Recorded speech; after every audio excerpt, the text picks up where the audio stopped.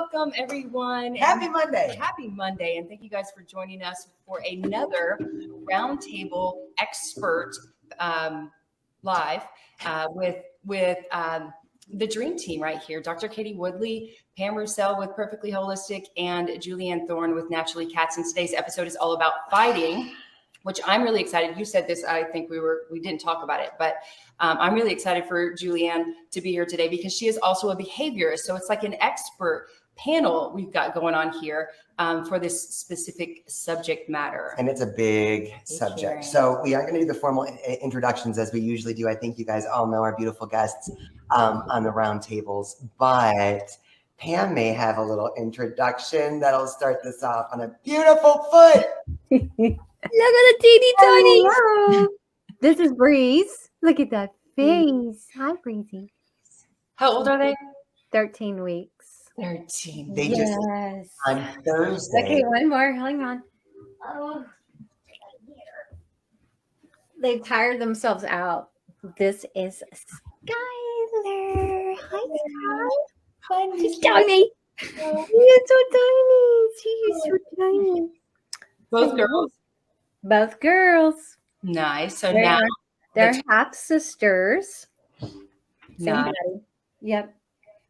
Great. So now you got 3 girls? I have 3 girls. Yes. And 1 boy. And 1 boy. Oh, Gunnar. I know. Not a lot of testosterone in this house anymore.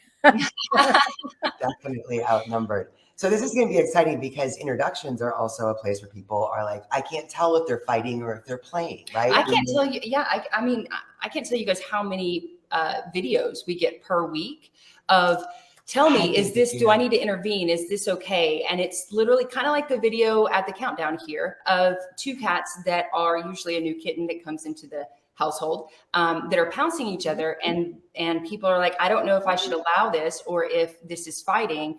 Is this fighting or playing? So that's really a great place to start. Julianne, what do you see or what do you coach people on when it comes to the signs? Yeah, identifying fighting versus playing. It is a really tough one to call. There is not a really clear, like it's this or it's this. It depends on the cat. So like the start of the video here, I was actually watching it thinking, how would I interpret it? Right. And one of the things we have to remember is that cats are built for survival. Okay. So yes, there is play. When they're young, they're testing boundaries, their own physical limits, their strength, their personality. And there are the existing cats that are being defensive because, they're like, well, it's my territory, my space. So the difference between play and I love this, it's like cats everywhere. Where are my boys? Baby Max is asleep on the bed.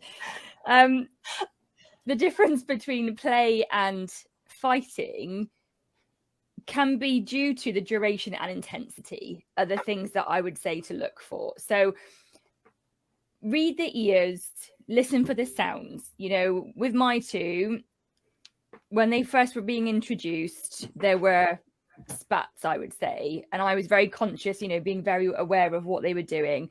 When cats start to yowl or cry, I would consider that has shifted from play to fighting. Okay, so that is something where we would need to intervene, which we'll come on to later.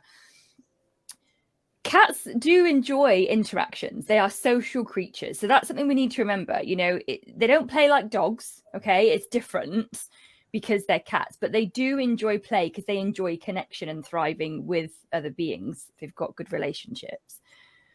So I would consider looking at the cats that you've got. What are their personalities like? Is one cowering away while the other is hunting it around the front room, right? That's not a good situation. Even before you get to any interaction between them, you've got a problem because you've got a cat that is set on playing and will move and go wherever the moving other cat is. And you've got a cat that is retreating and withdrawing. So you need to intervene. You need to read the cats. And I know that may seem a bit hard for some people or may not know what that means or how to do that. But it really and truly is about reading the cats that you've got and looking at what they are doing. Is one being more aggressive than the other? And by that, I mean, is their interaction, let's not call it play or fighting, is the interaction more fierce? Are they being more aggressive? I don't particularly like the word dominant. What have I said now that's funny? Because this happens to me every time I'm live. No. We're actually laughing because we're the two crazy cat ladies over here that are dealing with cats that are fighting, and you're spelling out exactly what we're seeing. Okay, cool. So I don't always use the term dominant because I don't perceive that as the way that cats interact. That's more of a dog language, the dominant, the alpha, etc. It's more around the need. So think about, where is the emotion? What is the emotion behind the interaction, right? Is it fear? Is it defensiveness? Is it joy? Because then you can tell if it's play or if it's fighting. Yeah. So I'm going to pause there and hand over to the ladies, because this is something that I could talk about for the whole hour. And I'm conscious that there is a lovely, beautiful round table of experts here. No, but you're totally right. So we've got our Madison, who is the withdrawal one, right? And she's the one that ever so often any of the other cats might they want to hunt her because she's basically prey. She sets herself up as prey, right? And so we consistently have to intervene. Yesterday or the day before, all the days are together, I don't know. The other day, Annie was going after Friday. And going after Friday, you use the word fierce. That is a perfect example of her. She does this thing with her head, and she just starts like going. It's like a wild cat. It's cute.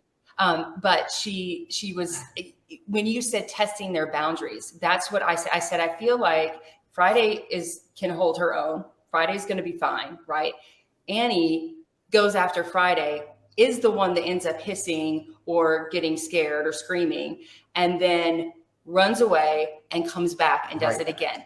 And she wants to go after, and I'm like, we have to let this kind of happen, like watch. Well, I'm curious to know your professional opinion on that. Is that a situation where, because honestly, we tried to intervene the first few times, when we can see Annie hunting Friday, and Friday's pretty, like, she sees her, she's not affected by it at all. But then if Annie comes in on her, then she's like, okay. And then she'll do her little meow and run away. And then she comes back 15 seconds and she's getting ready to hunt her again. Try it again. Is this testing boundaries? Annie's very young and she's perfect in every way. But is that testing boundaries with what is probably the matriarch of the cats? It's testing boundaries in terms of establishing territory. So, you guys are a multi-cat home. So it may not have been around a certain, cat bed, for example. It could just be in and around the house.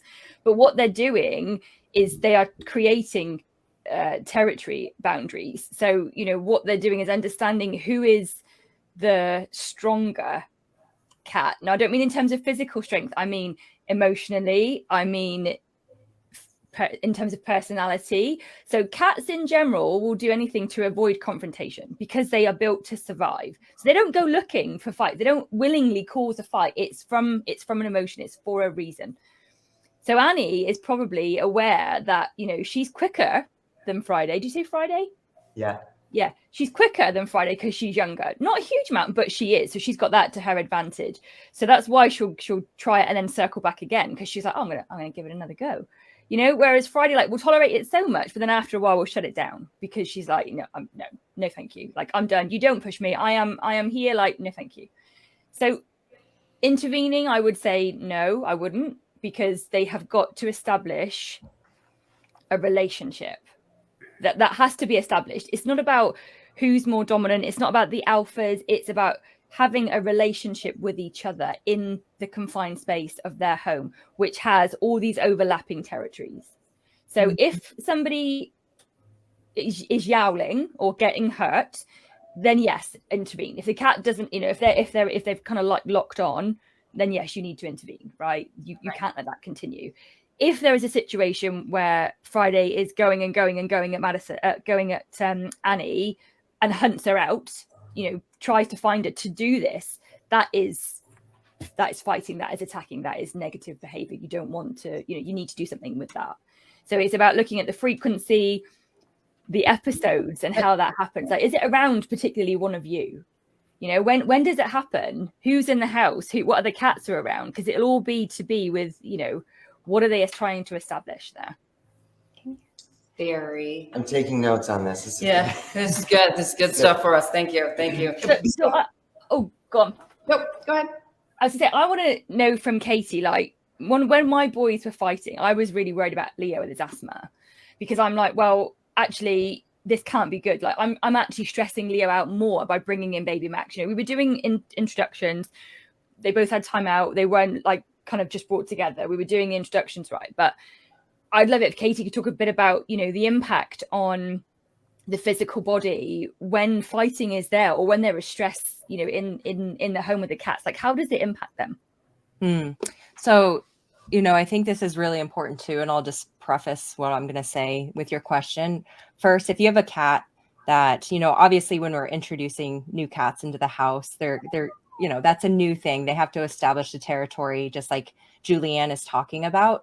But if you have cats that all of a sudden you're seeing this like behavior change, and you're seeing them fight, or they're becoming more aggressive, or they're hiding more, or one's becoming, you know, more timid, or there's just a dynamic shift in the house, make sure you rule out a physical health condition by going to the vet and most likely getting blood work done, having a full physical exam, because common cat diseases are hyperthyroidism, osteoarthritis, dental disease. There could be a nervous system issue. So we want to make sure that we're not missing something that we can treat. So all those conditions can be treated with, you know, I know conventional medications sometimes are needed, like with hyperthyroidism, but there's a lot of herbal medicine and natural options too. So we want to make sure that we aren't missing something that's creating that. So keep that in mind for your cats, any cat that you have now, and like in the future too, with any future cats, because that's really important.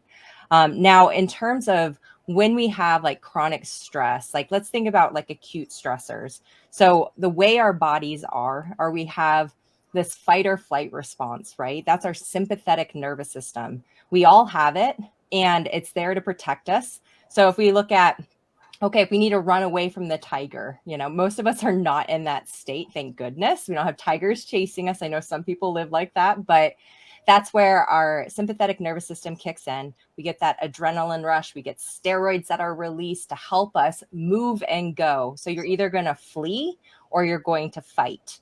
Now, the same thing's happening with our cats. So that acute stressor is there for a reason. But the problem is when those acute stressors now turn into a chronic stressor. So, you know, I'm pretty sure every single one of us here have gone through something where like introducing a new cat can turn into a chronic stressor if we're not able to see these signs or provide the right enrichment and adjust and adapt for our cats.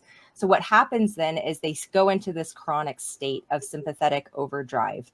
So if you think about all these hormones and like the steroids, the cortisol are being produced all the time, that can create inflammation in the body. It can directly impact the gut. So our cats, we're diverting blood flow away from their digestion, so they're not going to absorb and digest their food as well. We know there's a gut-brain axis also. So this is also where not only is the stress going to directly impact the gut and the microbiome and all the bacteria there and digestion, but it's also going to lead to things called brain on fire. And that's that neuroinflammation. And it can make our cats more hyper vigilant. They can also, you know, become more, we see symptoms of stress. So they can be more reactive, they can hide, but it can also lead to other health problems down the road. So, you know, specifically with Julianne and Leo, if we already have a chronic health condition, sometimes we can see those things flare up. Because if we go into a chronic state of stress, we're increasing the amount of inflammation in the body. So it's really important that we recognize that and we do all the beautiful things that we can and all the wonderful options we're going to talk about today to help bring that stress down and remove it. So that way our cats don't go into this chronically active stressed state and pro-inflammatory state.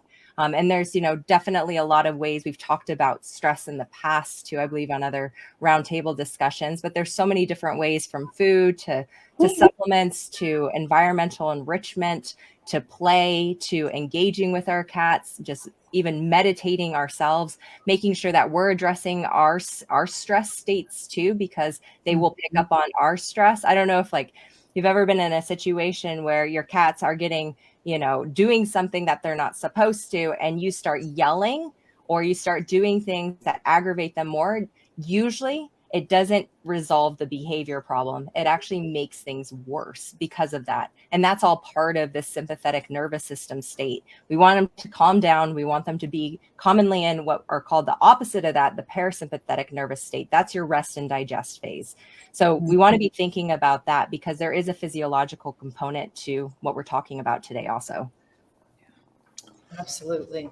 Pam, I feel like I know you're a little distracted right now. Pam has 2 new babies that just came home on Thursday, bringing her beautiful family of 2, now up to 4. So she now has 3 girls and 1 boy and is going through the introduction process. Do you have anything spinning in your head right now as far as you're not having any issues yet?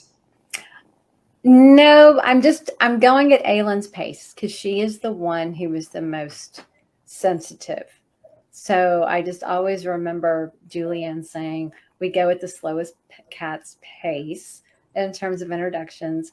They're setting their boundaries. The older cats are setting their boundaries. They're kind of on the perimeter now, and they're very curious, and they like to watch them when they're in a play session. They don't want to engage yet, and they don't feel comfortable when they get too close to them. So they'll give a little hiss or whatever.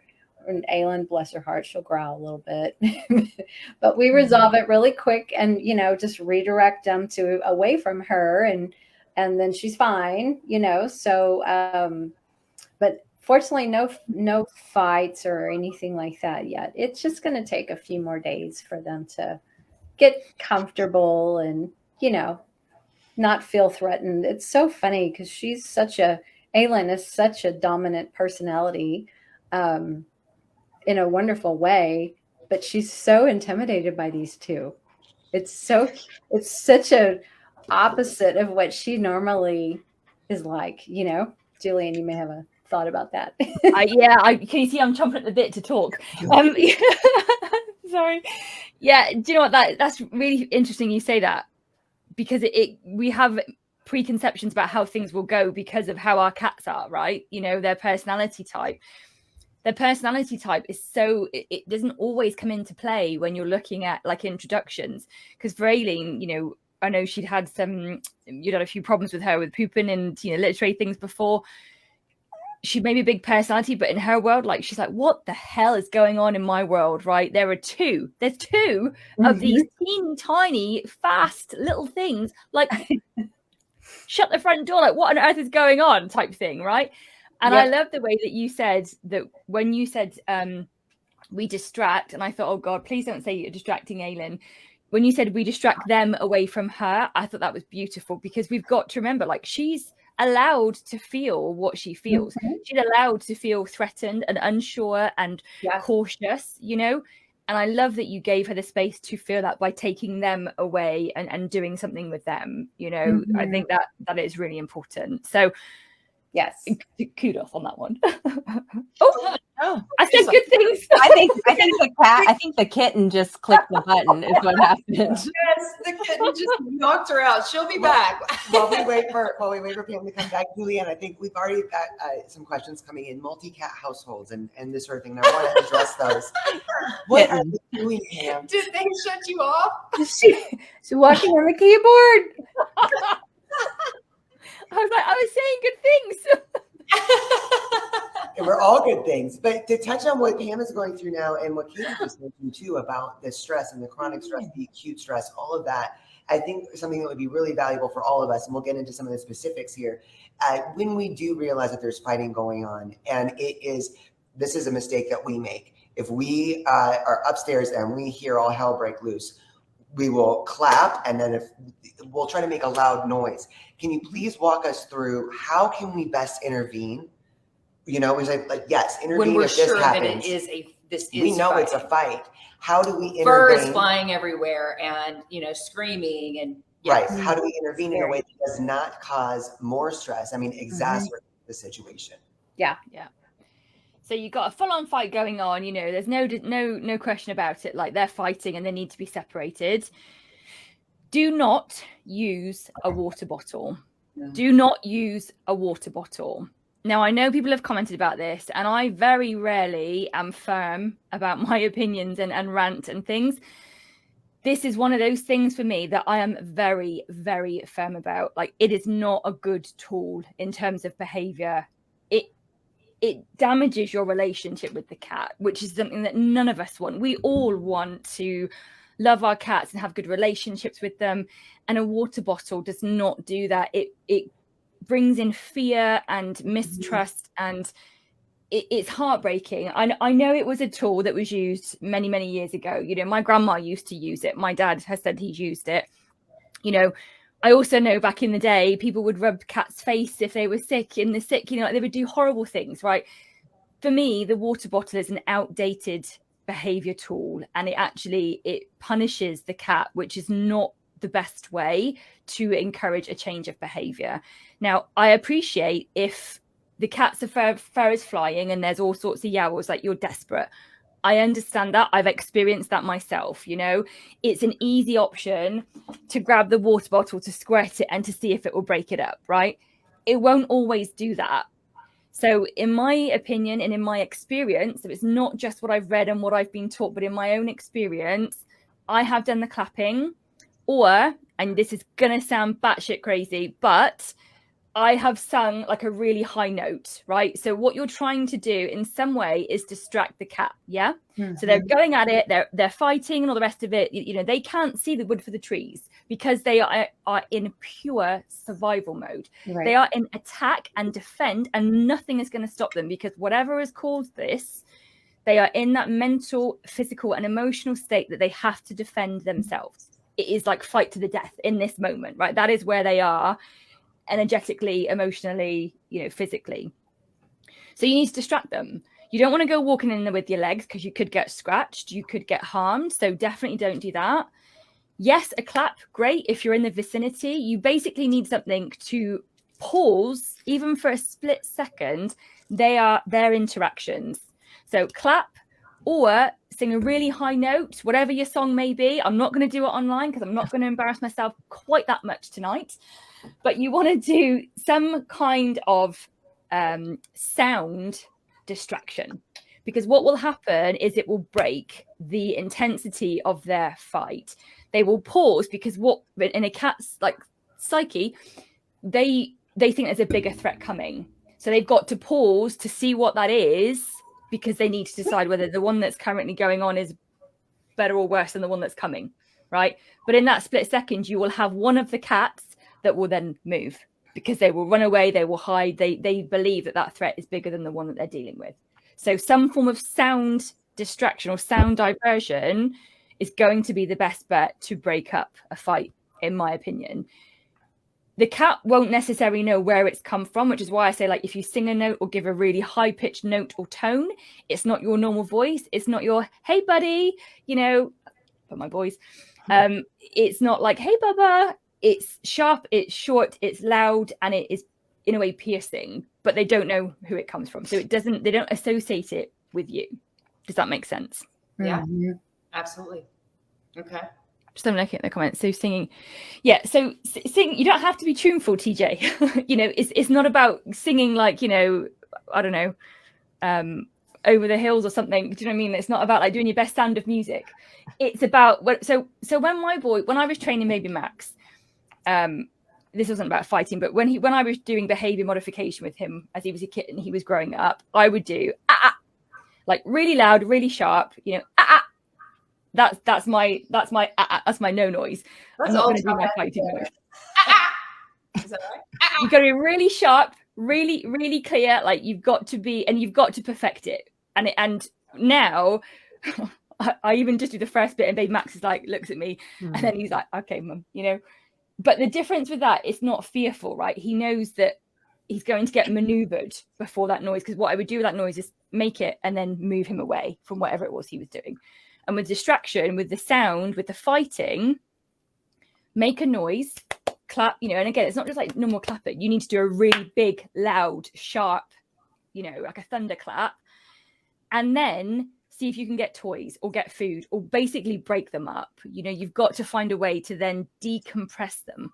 Mm-hmm. So it's not just about distracting them. You've got to decompress them, because as Katie said, their nervous system is going to be off the charts. Katie, do you want to talk a bit about that, about, you know, about that bit? Yeah. I'm sorry, I have like a tickle in my throat, so I'm like coughing, and so I apologize. I'll get through it. You know, I think this is great. Like, we actually use that like loud, that high pitched noise for our cats, and our cats know what it means because we use it consistently. So in that situation where this is where too, like training your, just like Julianne mentioned, like training them before you get into that situation is really helpful. So this is where using like high quality treats and having those around and training them that when they do something good, you can give them a treat to reward them. This is where like our Moki, you know, if we distract them, him and Tico can play, like Tico can play quite rough.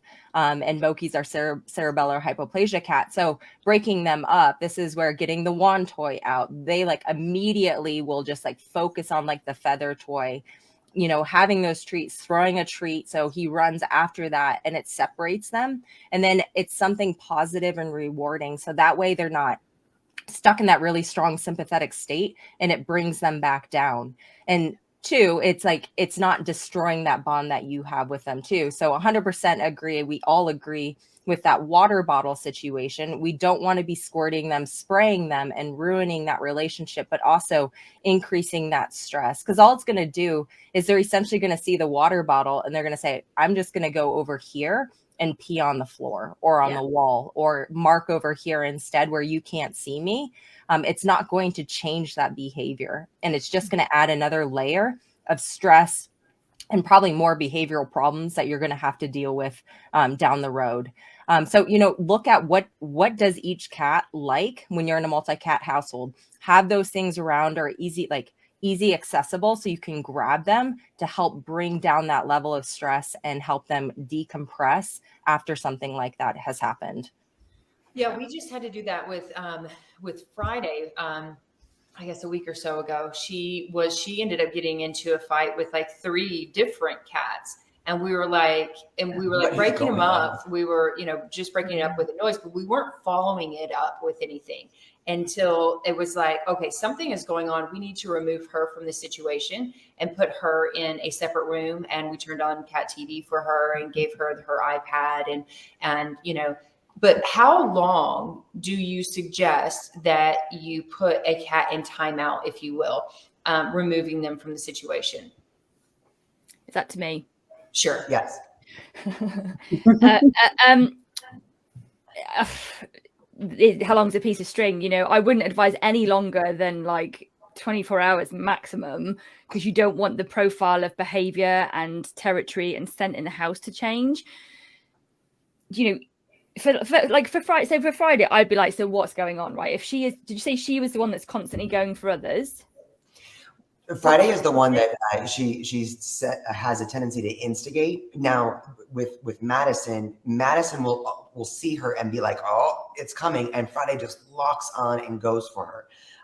When it comes to the other cats, it's almost like with Jack, for example, which happened the other week. That day, it was after she went after Maddie, then Jack went after her. And these are separate situations. Like, it was done. It was deflected, diffused. Mm-hmm, mm-hmm. And then Jack goes after Friday. And then it was Zorro that actually went after Friday shortly thereafter. And we were like, okay. So, and I want you to kind of look at this too, for everyone that's talking about having these different factions of kitties, right? You've got that are even Mr. Milligan here with litter mates that they just don't get along. Or you have, as in our situation, it was initially just Madison. That was the one that was very reserved. And Friday would be the hunter. It wasn't like she was testing boundaries. It was, she was going after her. But now there's the shift in the dynamic where if that happens and things are, we humans think it's diffused. And for the most part, everyone lives in our home just fine. But there are these moments when then Jack will go after Friday, and then Zorro will go after Friday, and then we have Annie now in the mix, and it's just she's learning that this is the way of the cat. I love that Julianne said this, and repeat this. Cats aren't doing this out of like, oh hey, you're an ass, get out of my.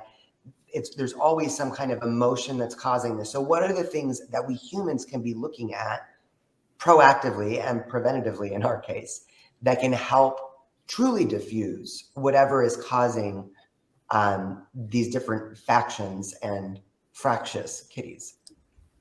Yeah. So, I mean, herbs are one thing I would always go to. Have you guys got a herb garden down right now? We don't. No, not right now.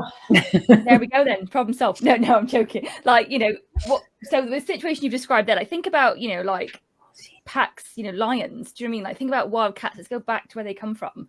You've got a new kid, you've got a new big cat in the pack. Like everyone's going to be cautious. Everyone's going to be unsettled. Everybody's place is now in question. And I don't mean in terms of hierarchy. I mean in terms of the relationships and the emotional needs that they had met, but also would meet for others. So like in that situation, poor Friday, she may have started it, but the others will have kind of like, in a way, this is a human language, but jumped on board and then start to attack her because there is this understanding of, who's the weaker one here, right? Who is the threat to me? And if one cat sees that Friday's the threat, then another cat's going to think, well, if Jax attacked Friday, she's, her power level is going to be down to like 80%, if you like. So then Zora might think, oh, do you know what? I'm going to go for Friday because I know she's only at power level 80. So if I go for her now, that'll make her power level 60, even less of a threat. Do you see what I mean? So in that situation, Friday needs, and I wouldn't have said time out, Friday needs chance to decompress and to regroup, and the other cats need to understand that she is there like almost to stay, and it comes back to how can you support them. So you herb garden, like at least 2 if not 3 with the size of place you guys have got, different herbs on each garden. You want to be having one-to-one play with the aggressor and the aggressee, right? So taking that time out, giving them the support to know that they can be safe. Because right now, fighting in a multi-cat home, if it's continuous, it's about feeling safe, And like you said, we see it as bad. I've seen it as bad. I watch my boys, and someone put a comment earlier about one cat walked past the other. He didn't do anything wrong. That's our projection, people. Like, baby Max walked past Leo the other night, and baby Max walked around him, didn't even touch him. Leo booped him and swiped at him. And I was like, oh, buddy. And then I communicated with Leo, and I said, Max did nothing wrong. And he said, to me, Mum, he crossed a boundary, right? So I'm seeing baby Max as the victim because Leo went for him and he'd done nothing wrong. But in Leo's world, Max had crossed a line. Max had crossed a boundary for him, whether that was personal space or whatever. Mm-hmm. We need to look at what we're projecting onto our cats when we look at their fighting behavior. Do we see it as wrong what they're doing? Now, yes, if the cat is being harmed, that is obviously not what we want to happen. But take a step back and look at the dynamic that's going on and who is doing what, because it all comes from emotion. It all comes from an emotion. And the more you can find out what that is, the easier it will be to support them. And that will then reduce the fighting. It's not about stopping the fighting.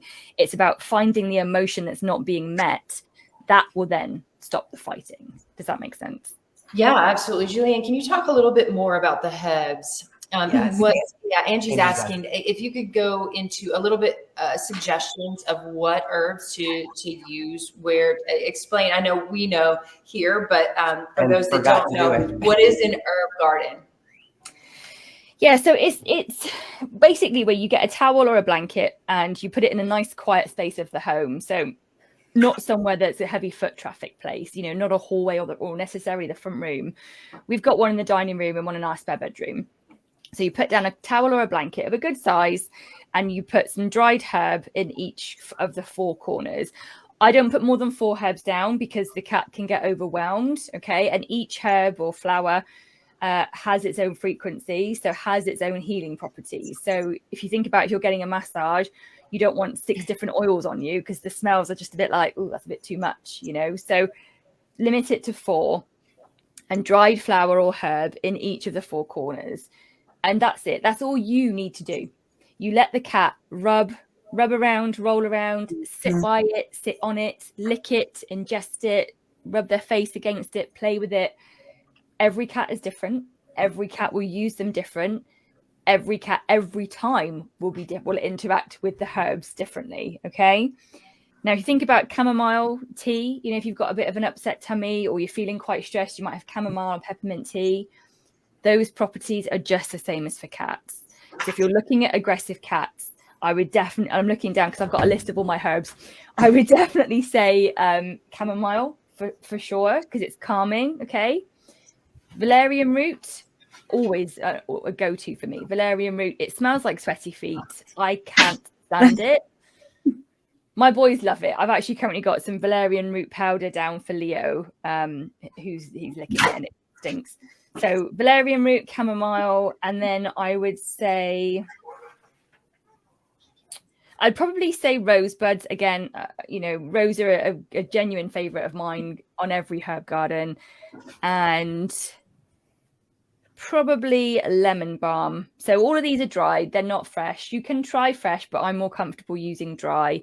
Get organic if you can, because if the cats do ingest it, you don't want them, particularly rosebuds, you don't want them treated with any perfumes and things, and you let the cat do what they need to. It helps their nervous system, it helps their mental state, their emotional state, relaxes their physical body, reduces aggression. Like, the lists are endless. I mean, I know Katie and Pam have both used herbs with their cats, haven't you, ladies? Yeah. I was going to say, with Kiwi, our cat, who's, she's our most she doesn't like interacting with the other two. She likes being with me. I'm her person and her rock, and she can get stressed really easily. I use hops a lot with her. She self-selects hops. Nice. So you think about hop, it's not going to make them drunk. So don't worry. I know hops it makes beer, but it's a great nervine. It's going to calm that nervous system too. So I love, using the dried herbs and, looking at those properties of herbs. And, every time I put herbs down, I don't know what the cats are going to do. So I just release all expectations, and I'm just putting it down so that, if today they want to self-select this, great. And I use a rotation of different herbs for them. So it's definitely a really easy tool. I know Pam, you probably agree, but we've loved using it for all of our cats, and they've really enjoyed it, and they all use it very differently, and they interact with it differently every single time we put it down. It's funny because we always have the herbs on us, and then it's we just like our product. So Cat Calm is our calming formula, and it's made of 80 different herbs. It has 80 different herbs in it. And I think it was Lindsay, I don't remember who was. We were just telling Pam this, we were just saying how our cats were fighting, and we were getting stressed out about it, and what are we going to do? And she said, "Are you using Cat Calm?" And we're like, duh. The same thing with the herbs with you guys. It's why don't I think of that? Whenever you tell me, it helped with Annie, after her healing, after her spay, for her introduction here, it helps so much. Every time that somebody tells us to use herbs, we use herbs. You can't always see clearly though, can you? I mean, Pam and I, we speak a lot about our own cats. We both do energy work and the kind of emotional connection piece. And in fact, and with Katie, I've spoken to both of these beautiful ladies and said, I'm stuck. I need help with the boys, whether it's asthma or Leo, energetically, I couldn't connect to him. And I asked Pam, when it's your own, it can be really hard to take a step back, and to see what you could try, to see what you could do. And I think if you're in that space that you don't know what to do, you definitely just need to pause, and reach out to you guys. Yeah. And also too, I mean, Julianne, I'm seeing all sorts of questions. And Julianne has an amazing book, The Aromatic Cat. It's sitting right behind her. I have one. And I pull it out. I pull it out when I use it with clients and create plans for them. I use it for my own cats. It literally details everything out. So I'm going to put that plug in for Julianne, because it's been a huge help for me and so many of my patients.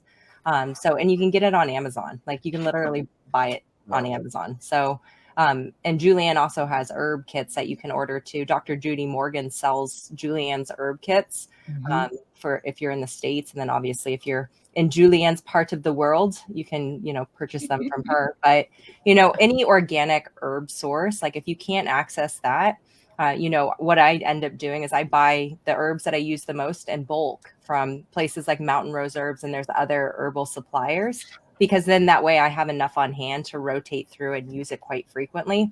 But I love the kits that Julianne has because you can see like what are my cats selecting, and you can start with smaller quantities and then you can refill them, or if they're loving that, you can continue to buy those different packs.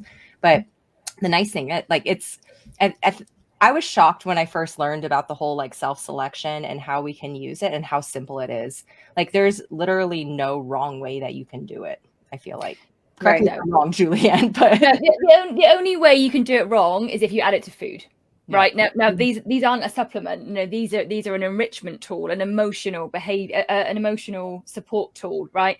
So I'm all for supplements, but that is different. So with self-selection with herbs, as long as you put it down somewhere where the cat can get to it, you can't do it wrong. You know, and if you've got a multi-cat home, the rule with herb gardens is like litter trays, 1 per cat plus a spare. So like with you ladies, I say 3 minimum. You know, I don't know how much space you've got, but you know, you don't want to add to the tension in the home by the cats wanting to get to the relaxing herbs, you know, and they can't because you've only got 1 garden down, because that will induce more stress, because they're essentially fighting over a territory, fighting over a resource, which you don't want to happen, you know. And how long do you leave them down? I know there's some specific questions coming in as far as how much to use, and like for us, just because I know that our babies tend to get the herbs everywhere. So it's like, how long do you leave down the herbs? The herbs. So I would say good for a week. And someone saw someone say about how much to put down. A really bloody good pinch. You know, don't go putting down the same amount. Like if you put salt in your food, you put a tiny pinch. No, people. I'm talking like, you know, half the palm of your hand filled with herbs. You know, you need to put a good amount down. And they may get it everywhere. Like this is going to be like litter. You just got to suck it up, you know. But know that if it gets everywhere, that means your cat has enjoyed it. That means your cat has healed itself. That cat has shifted emotions by working with those herbs.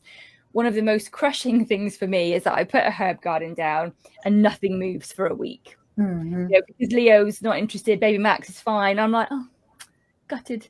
You know, so you want to see action on that garden, you know. So I would say a week. And if they eat it, don't panic. They are very, very wise. We've got all the details about eating it, how they use the herb gardens in the book. Trust in your cat. You know, you have to let go of control.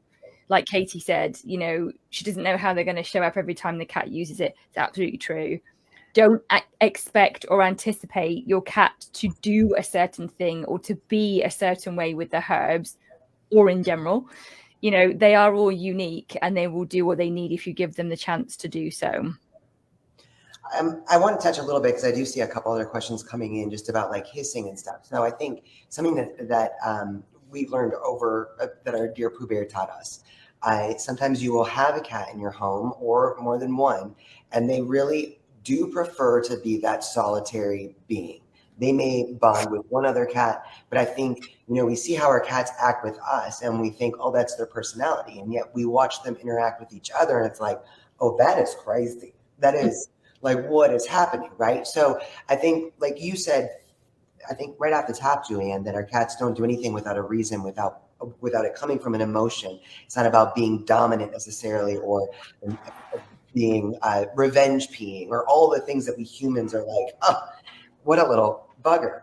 But I think that it is true that as much as we may want all of our cats to all come snuggle on the bed at night, that there will be cats that just don't want to be lovey with each other. And hissing is one of those things. I believe it was Dr. Marcy Koski, Feline Behavior Solutions, or Cat Behavior Alliance that said to us, you got to look at hissing as kind of a reactive behavior. Kind of like if someone were to jump out of the closet and scare you and you're like, that's what a hiss is for cats. What is your take on that? And what can we do in situations where we are having hissing going on or anything? Is it just part of their communication?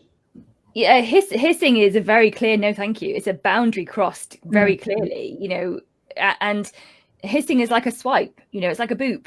You know, but we don't think of it as dramatic, you know, whereas hissing for us is our reaction to the hiss that we're uncomfortable. Oh my God, something's wrong. Well, the cat's just saying no.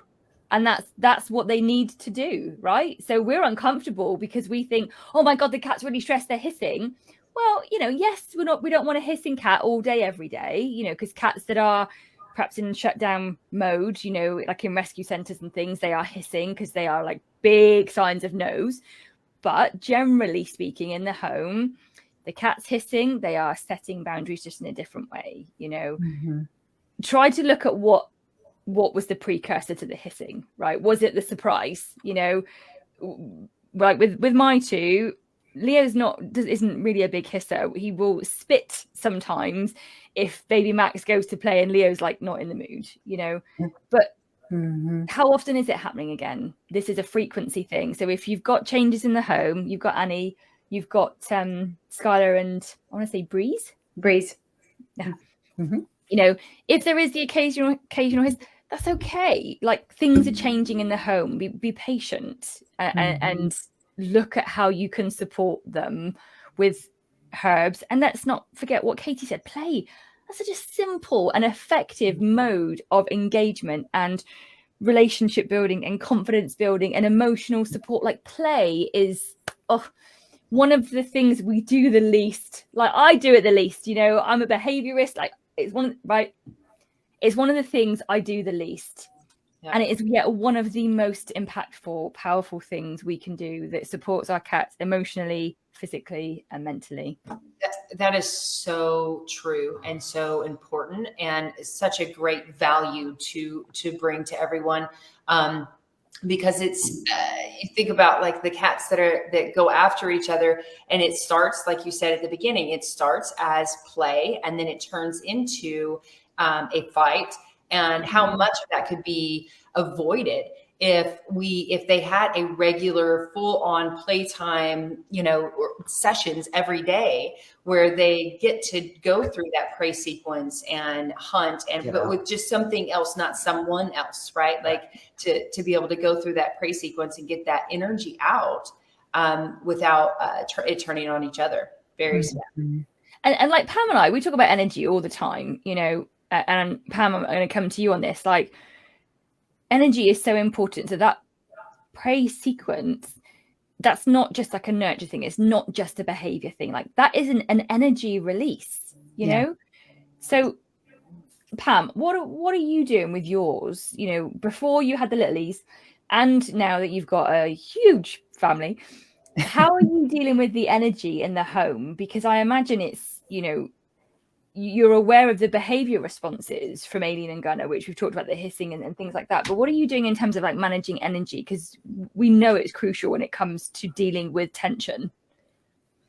Yeah. Well, I keep the little ones separate to minimize the stress on the other ones because they're new. So they're sequestered in their own little room. And then I'll bring them out when either the other two are on the back patio or porch, and they're having their happy moments out there, and the little ones can roam around and they have seen the whole house and been in everything, I assure you.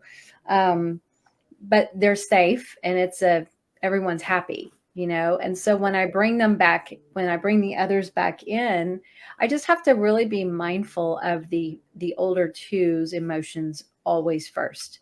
So I will put the little ones up in their room. If I can't supervise, if I don't leave them out when I'm not here. And I just want to make sure that my other two are happy. And when they're having an emotional meltdown or something, I actually end up doing a lot of energy work on them to help them move that emotion, and process that, because they have the right to feel that way. As you were saying, they have to process that. They have to shift. They have to feel heard. They have to feel supported by me. And the energy work that I do on them definitely helps them transmute that negativity. Yeah. I was going to ask that. I was like, how many energy clearing sessions have you had to do in the past 5 days? I cannot even count them on two hands. But we can't start dropping you, so can't have you do a little energy cleansing over here for. You're gonna be busy. Oh my gosh, it was pretty intense the first day. Second day I got smart and like, I'm not doing this all day. I'll just let you process it through the day, and then I'll do it at the end of the day, or whatever. And we just managed those territories and access points. And actually what I had to do a lot, and this has been really helpful, is used a flower essence called Animal Relief Formula. And I sprayed it on me and I put it on my arms and my shirt because that's where the kitten's scent was. So whenever I would go up to my other kitties, they're smelling this wonderful calming flower essence, on top of their scent. So we're trying to blend those scents and get them used to everybody.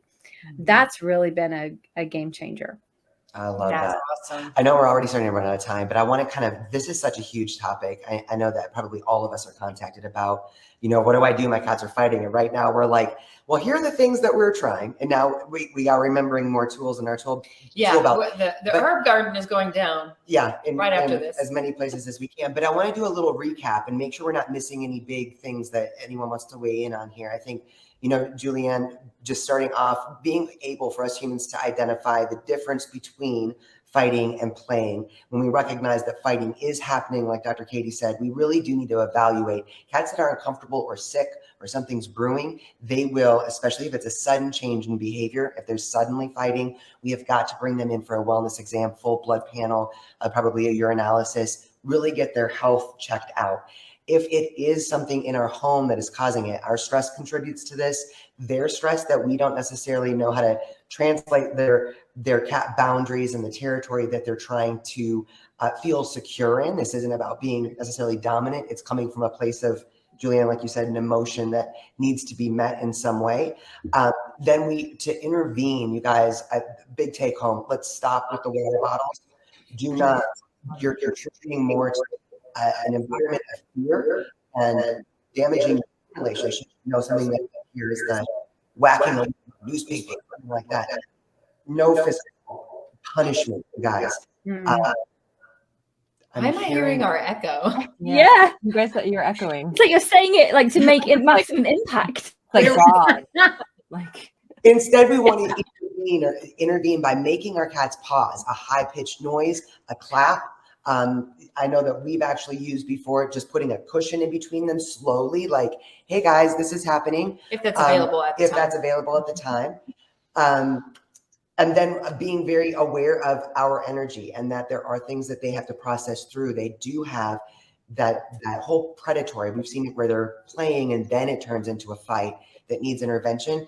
Cats are cats. We always talk about confidence building sessions that bring them through the prey sequence. And when we're dealing with a situation where we're having this kind of energy or tension, that predatory energy needs to go somewhere. So playtime can really be such a great mitigator of these issues as well. And What if am I you're still missing? having trouble, call Pam and have an energy. The herb gardens. Herb garden. Yes. I think Yeah. one of the things to like also is, the herb gardens are, of course, super easy. Do that. Do the energy side thing. Do everything, that Adrienne just mentioned. There's ways to bring down that stress response too. And also, didn't even touch on Chinese herbal medicine and like the imbalances that can be present that show up as, a cranky cat that's easily agitated. There's other things that you can do. There's a lot of different natural ways to help them. Even things like CBD. CBD is going to work on the endocannabinoid system, calm things down, especially if you have like a chronic state of stress. Sometimes using these for short periods of time to help kind of get their system back into balance is really important. We've talked a lot about food too. So don't forget these important foundations that are going to help optimize your cat's overall health, because they'll feel more calm and balanced when we make sure that we're hitting all of those foundations too. So those are just a couple little other things. If like you're trying all of that, it's still not working, like there are things that we can layer on to get that added benefits and like help rebalance their bodies. Yeah, I think that's a good point as far as diet is concerned. There was someone that reached out to us not long ago, and they said that their cat was just like their cats were always fighting, and all they did, because they just wanted better for their cats, was switch them to. They didn't do this because they were fighting. They did this because they wanted their cats to be healthier, and they switched to a fresh food diet, and they stopped fighting. And it's like that gut brain access, like how important it is. Yeah, they're specific. I mean, there's so many neat things around this area and a lot of research too that, there's certain strains of probiotics that you can use. I mean, there's, calming, I think it's called calming care. I use other products, but, Bifidobacterium longum, there's different strains that calm your cat. And because they're going to work on those interactions and that gut brain access. So like, that's the power of like, there's so many different ways that we can help them, but we also have to make sure that we're getting those foundations and everything Julianne was talking about too, because you can give all the CBD in the world, you can give all the like anti-anxiety meds, but if you haven't done the other things for their environment, the play, all of that stuff, like it's not, you're just going to have a gorked out cat, right? With like the drugs, it doesn't work. And it just essentially doesn't help your cat feel good, and you break your relationship with them. So, keep in mind, there's a lot of different ways to approach it, but go back and re-listen to this and all the amazing wisdom that Julianne shared in terms of, assessing your individual cats and making sure that those foundations are being met. And so that's so right, Katie, the individual needs of the cat. Like if you've got two cats, that doesn't mean they're going to get on. Right. If you've got two cats, that doesn't mean that one's going to play, the other one's going to play. That is not how it works. So if you've got two cats and you've got one that has a lot of energy, they like to play, they need interaction, they need contact, connection. And you've got another cat that is really aloof, regardless of the age. You've got another cat that isn't particularly keen on either playing or interacting. You got to put some work in there. Otherwise you are going to constantly have fights. You will constantly have issues where one is going after the other. Then it will become bullying, and there you end up with likely more behavior problems, outside litter trays, things like that. So look at the individual needs of each cat. Am I echoing now? No, not to us. And think about how can you build the relationship. Right. So the two of them, say 2, 5, whatever. Right. If you've got 5, 2 or more, you got to do it in couples. But like, what can you do together? So one of the things I do is that I get a little treat for the boys. We used to have quail eggs. They would be on plates. They would be this far apart, and they'd be facing each other. Then we'd slowly bring it together. That's one of the ways that we brought baby Max and Leo together. Now I know raw quail eggs aren't for everyone. That's a whole other live. So now, I use this really gross, cheesy paste thing. It's nasty, but they have a little bit. I have it on each of my fingers because it was on each of my fingers, and now it's on one on my same hand. And I'm doing a peace symbol, but a party symbol. That's not my intention. However, hey Annie, I put a bit on each finger and offer it to them. So they are literally, this far apart as they're having a treat. That is a positive interaction. Okay. So there will be simple things that you can do to create positive interactions, and they will help to support the nervous system, the body's response, that even impact their gut biome. And I know that may sound bonkers, and that's not my area of expertise. It's totally over to Katie. But when you're happy, when you have a happy moment, think about what that does to your body. Think about how that's going to impact the cats. Then the endorphins. Mm-hmm. Thank you. That's the one. Yes. I would also just want to add, you can use music to really calm frequencies. It helps chakra balancing. If you go to like YouTube, for example, you can find solfeggio frequencies, and there's different frequencies that help balance every chakra.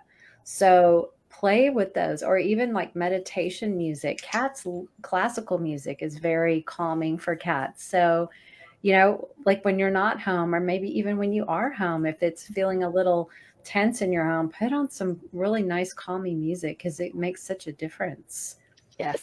And it helps, break that tension in the air, so to speak, that negative energy. And we just have to remember to manage our own. I'm sorry, Pam. It's the density. So break that negative energy. It's the density of it. It's the feeling of it, the frequency of it. It's so thick. Mm-hmm. Yeah. It's music. And our cats feel that. Yeah. They do. Yay. Okay. Well, thank you. I had to take down our names so everybody could see Annie snuggling up on Adrian's. What's amazing is, and maybe it's just because we actually sit still for a minute, the only time she's come to sit on my lap, we were on an Instagram live once, and then Yeah. I think a Facebook Live. what?